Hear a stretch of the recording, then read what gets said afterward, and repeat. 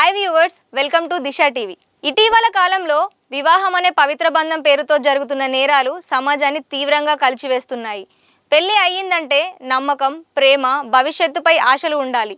కానీ కొందరి విషయంలో అదే పెళ్లి ప్రాణాంతకంగా మారుతోంది. కొంతకాలం క్రితం హనీమూన్ పేరుతో భర్తను తీసుకెళ్లి నవవధు హత్య చేసిన ఘటన దేశవ్యాప్తంగా సంచలనం సృష్టించింది.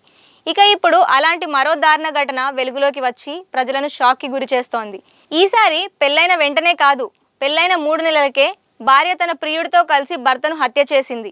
అనంతరం దొరకకుండా ఉండేందుకు పెద్ద స్కెచ్ వేసినా అది విఫలమైంది.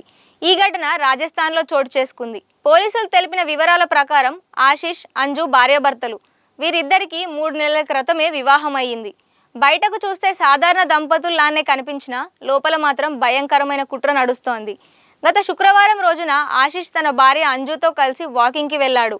అదే సమయంలో అంజు ప్రియుడు సంజు, అతనితో పాటు మరో 2 అక్కడికి వచ్చారు. ముందే పథకం ప్రకారం ఆశిష్పై దాడి చేసి అతడిని హత్య చేశారు.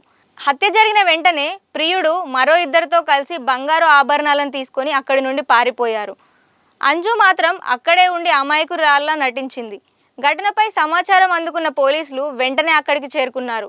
అప్పటికే ఆశిష్ మృతి చెందాడు.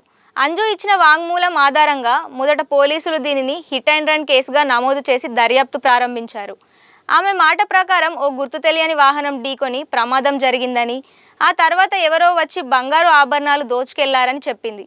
కానీ అంజు ప్రవర్తన, ఆమె మాటల్లో ఉన్న తేడాలు పోలీసులకు అనుమానం కలిగించాయి.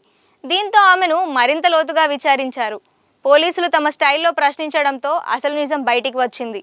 భర్తను హత్య చేయడంలో తానే కీలక పాత్ర పోషించినట్లు అంజు అంగీకరించింది. భర్తను చంపేందుకు తన ప్రియుడు సంజుతో పాటు మరో 2తో కలిసి పక్కా ప్లాన్ వేసినట్లు వెల్లడించింది. హత్య తర్వాత తన రోడ్డు మీద ప్రమాదంలా కనిపించేందుకు ప్రయత్నించినట్లు కూడా చెప్పింది.